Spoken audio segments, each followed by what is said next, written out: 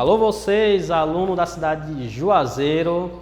Não esqueçam, viu? Canal Juazeiro Cidade Educadora, aula em rede. Dê o like de vocês, dê a curtida de vocês, comentem, porque é necessário, ok? Vamos falar hoje sobre um tema que, particularmente falando, eu acho muito interessante, porque eu sou biólogo de formação. A origem da vida. Tá? É um tema muito obscuro, até hoje várias pesquisas, vários segmentos tentam descobrir, só que não é fácil você descobrir qual é a origem da vida sem, por exemplo, ter evidências palatáveis que possa corroborar com relação a isso, ok? É o seguinte, de onde surgiu a vida? É um tema, uma pergunta que provavelmente eu já me questionei, vocês que estão aí sentados no sofá ou na cama de vocês já se questionaram e vários outros pesquisadores que até então já morreram, né, por questão de tempo, também se questionaram, procuraram achar respostas e a pergunta ainda está aberta. Existem 4 teorias que são as mais aceitas ou as mais famosas, só que se eu for parar para pensar, cada região, cada população, cada continente, cada lugar inóspito que você pode imaginar, aquele povoado, aquelas pessoas tem a questão de explicar como surgiu a vida, ok? Vamos ver as 4 principais, tá bom? Vamos lá. A primeira e a mais antiga, que vocês até então acho que conhecem, teoria chamada do criacionismo. Professor, o que é o criacionismo? O criacionismo ela é uma teoria, ela é muito antiga, que tem a seguinte explicação. Provavelmente, um ser superior, por motivos qualquer, criou a vida, ok? Ah, professor, você está falando de Deus? Também. Depende da religião, só muda, às vezes, só o nome do ser supremo, mas a explicação é a mesma, tá? Basicamente, existe um ser superior que, por alguma vontade, vai lá e cria a vida. Isso aqui é chamado de teoria. É uma explicação sobre a origem da vida? É uma explicação sobre a origem da vida. Tá bom? Segunda explicação. Panspermia. Nessa hora você pensa, professor, nunca ouvi esse nome na minha vida. O que é panspermia?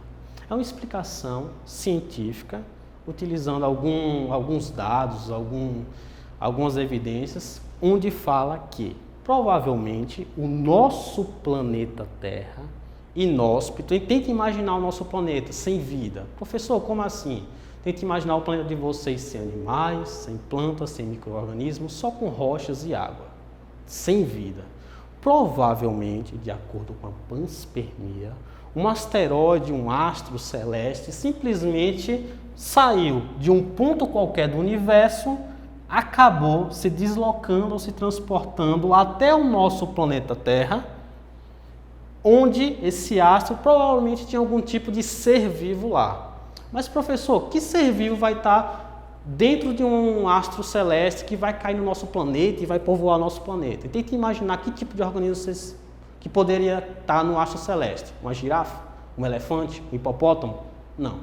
Provavelmente vai ser um ser, primeiro, simples e tem que ser um ser diminuto, tá bom? Para suportar, por exemplo, uma viagem celeste. E tem que ser resistente ao vácuo.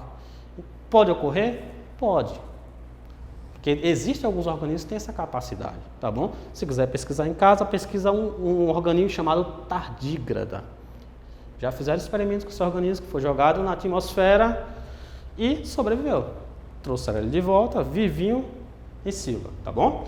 Só que é o seguinte, qual é o problema dessa teoria da panspermia? São 2. Primeira coisa, vocês já olharam para o céu, com certeza à noite, já viram aquela listra à noite, riscando o céu. Vocês sempre perguntaram, professor, o que é aquilo ali? Aquela listra riscando, que eu acho que o pessoal chama de constelação, não sei como é que o pessoal chama. Aquela listra ali, pessoal, é algum corpo celeste que entrou na nossa atmosfera. E quando aparece aquele movimento assim, aquele risco, é simplesmente esse corpo sendo deteriorado por causa do contato com a atmosfera. Então, eles basicamente entram em combustão e somem.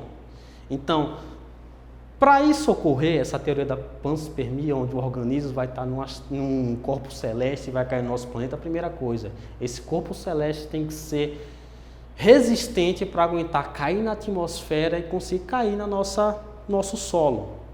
Porque qual o problema? Diariamente cai corpos celestes no nosso planeta. Só que é o seguinte, eles se deterioram no ar. Ok? Existem alguns casos que alguns corpos celestes caíram no nosso planeta, fizeram buracos, vocês podem procurar na internet. Tem fotos, tem imagem. Só que o primeiro problema, o corpo celeste não pode entrar em deteriorização, tem que cair no nosso planeta Terra. E o outro problema é o seguinte, o micro-organismo tem que aguentar esse tipo de viagem interestelar e tem que aguentar essa combustão que vai ocorrer quando o cometa ou o corpo celeste cai no nosso planeta. Então é algo bem difícil de imaginar, tá? Mas é uma teoria, é uma explicação sobre a origem da vida. A terceira teoria, ela é chamada de abiogênese. Professor, essa eu também nunca ouvi. Provavelmente eu já vi criacionismo, onde um Deus supremo cria o mundo.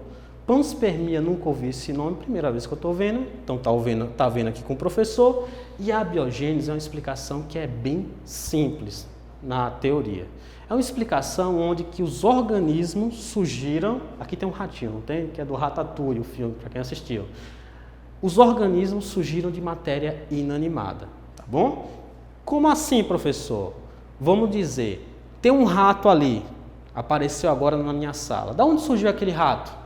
De acordo com o pessoal da abiogênese, esse rato surgiu de matéria bruta ou uma força vital que gerou esse rato. Provavelmente esse rato surgiu de uma roupa suja, surgiu do esgoto, surgiu de uma lama. Então, essa é a explicação da abiogênese, que foi muito utilizada por muito tempo, tá bom? Se vocês conversam, minha avó é assim, se vocês conversaram com o pessoal mais antigo, às vezes eles falam essa teoria da abiogênese sem querer. Uma vez eu conversei com minha avó, apareceu um escorpião na minha casa, ela falou, apareceu um escorpião porque você deixou a roupa suja lá. Na prática, na verdade, não é bem assim. Aquele escorpião provavelmente foi para aquele espaço da casa que tinha uma roupa suja, porque é um local escuro, é um local protegido, e é um local que ele pode se defender caso apareça algum tipo de predador. Então, para o escorpião, a explicação ideal é essa, ok? Só que para minha avó, ou para os pesquisadores que acreditavam na abiogênese, o que gerou o escorpião foi a roupa suja.